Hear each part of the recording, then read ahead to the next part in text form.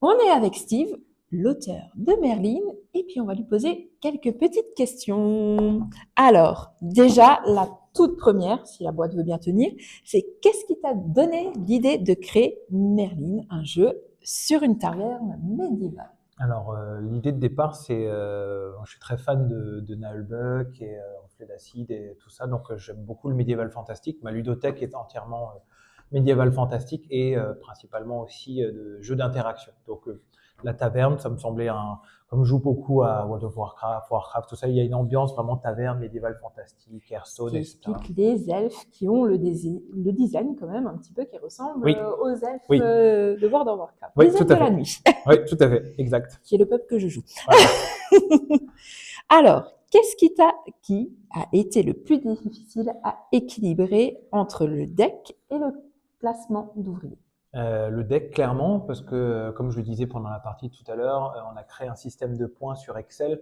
Donc, chaque carte dans mon système de points a une certaine valeur et du coup, on l'équilibre par rapport à ça. Et donc, c'était très long de faire ça. Donc, ça, c'est merci beaucoup à Adrien et à son frangin qui m'ont beaucoup aidé pour l'équilibrage des cartes parce qu'à chaque fois, on prenait deux cartes l'une à côté de l'autre en se disant, tiens, regarde celle-là, elle a le même coup et machin. Donc, c'est vraiment ça qui était difficile de trouver ce système de points, de définir qu'est-ce qui vaut des points dans ton deck et pour faire des puissances, des pouvoirs, etc. Donc c'est très long, ça demande beaucoup, beaucoup de parties.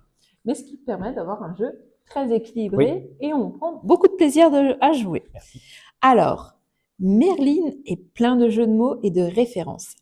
Quelle carte est ta préférée ou quelle est ta blague aussi préférée dans le jeu? Alors, il y en a plusieurs. J'aime beaucoup celle que notre ami Gox nous a fait, notamment le Highway to Elf ou le Hellfest, c'est vraiment mes deux préférés. Je vous la montre. Voilà, celle-ci Et et celle-là. celle-là, et celle-là, parce que voilà, j'avais l'idée de ce jeu de mots avec les elfes, le Highway to Elf ou le Elf Fest. Donc, et Gox nous a fait, Gox c'est notre illustrateur, qui nous a fait des super illustrations qui collent bien avec notamment la couverture de l'album d'ACDC, le Hellfest, enfin voilà, quoi, Oh ouais. classique. Effectivement, on reconnaît les références pour ceux qui connaissent Oui. les références. Alors, quelle est ta guilde préférée? Alors moi j'aime beaucoup les paladins parce qu'ils peuvent doubler les effets et du coup c'est très surprenant pour les autres, donc c'est une guilde de nains. J'aime bien les nains bibés aussi, donc le guild de nains, j'aime bien, parce que les nains bibés, ils ont une mécanique de, ils aiment pas Joueur les de elfes. nain. Ouais, c'est ça, joueurs de nains. Parce que les nains bibés, ils aiment pas les elfes, alors ils veulent absolument avoir une taverne sans elfes, et il faut falloir se débrouiller sur ça. Donc j'aime beaucoup les mécaniques autour des nains. Ok. Et puis, bah, dis-moi comment tu as conçu les pouvoirs de départ, sachant que chaque plateau a des pouvoirs différents. En fait, je réfléchis toujours par rapport à une image, par rapport à... J'ai besoin d'avoir une illustration, moi, dans la tête pour pouvoir créer. Quand j'ai créé la guilde des nains bibés, je pensais à des nains bourrés qui aiment pas les elfes. Donc, j'ai Ok. créé une mécanique autour de ça. Autour de Quand j'ai ça. créé la guilde des bardes, je pensais à des beaux elfes qui truquent et je vais trouver une mécanique qui va autour de ça. Les paladins, c'est pour ça que la carte des paladins s'appelle Imposition des nains. C'est la référence donjon et dragonesque d'un sort qui s'appelle l'imposition des mains, normalement. Enfin voilà, je pense d'abord Encore un jeu de mots. encore un jeu de mots. Là, je fais que des jeux de mots de toute façon, il n'y a que ça. C'est d'abord, j'ai l'image et après, je crée la mécanique autour. Donc, j'ai Ok. besoin de ça. Ouais. Donc, c'est ce qui explique que chaque plateau a son pouvoir spécifique. C'est ça, et Ça vient de c'est là. son identité et puis et son identité graphique aussi grâce à notre cher Gox, quoi. Super. Et alors, si tu devais décrire la sensation qu'on doit avoir en jouant à Merlin en une seule phrase, ça serait quoi? Embêter ses voisins. Oui, c'est vrai. Embêter ses voisins. Tu es obligé de regarder ce qu'ils font et de les pourrir, sinon tu vas perdre. Et c'est ce que Effectivement. j'aime bien. Et la plupart des jeux de ma ludothèque, c'est orienté sur ça. Si on peut pas embêter les autres, ça m'intéresse pas trop. C'est vrai que c'est assez rigolo d'embêter les Mm. autres. Et pour un joueur qui fait sa première partie, tu lui donnerais quoi comme conseil?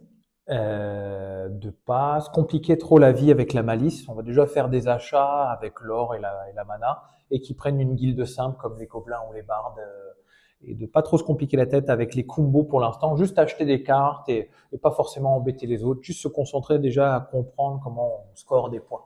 Déjà, Ok. la profondeur viendra toute seule s'il a envie de rejouer. Et donc, le jeu arrive au mois de février Oui, et pour ça, il y a une campagne Ulule qui arrive Tout à fait. tout bientôt. Tu nous en parles un tout petit peu? Oui, tout à fait. Alors, ça fait 3 ans qu'on travaille sur le jeu et le jeu sort le 18 février sur Ulule. Le jeu sort le 18 février sur Ulule et bah, on est content quand on arrive enfin au bout. On va faire une petite campagne parce que comme j'aime bien le dire, bah, nous on est des passionnés, on fait ça pour le fun, on n'en vit pas du tout et on va pas en vivre du tout. C'est vraiment pour pouvoir proposer notre conception un peu d'un jeu d'interaction avec plein de passion. Donc on espère que les gens vont soutenir parce que s'ils soutiennent pas, bah, le projet ne naîtra pas tout simplement parce que la production et le faire livrer c'est très cher. Donc voilà l'idée. Voilà. Donc ça arrive tout bientôt sur Ulule. La page est, je crois, prête. Oui, On tout est peut prêt. déjà y aller. Je Oui. vous mets toutes les infos en bas de la page Ulule. Il y a aussi, voilà, Il y a des flyers, il y a des tout. petits flyers. Vous pouvez le rencontrer à Cannes aussi cette année. Donc n'hésitez pas à aller jouer et à tester le jeu pour passer vraiment un bon moment autour de votre taverne. Et suivant la faction que vous jouerez, vous prendrez un plaisir différent. Donc n'hésitez pas à aller le tester. Bah écoute, merci beaucoup Merci à Steve toi. pour cette interview et puis ben, bonne chance pour Merci. la continuité du jeu. Merci beaucoup. À bientôt! À bientôt.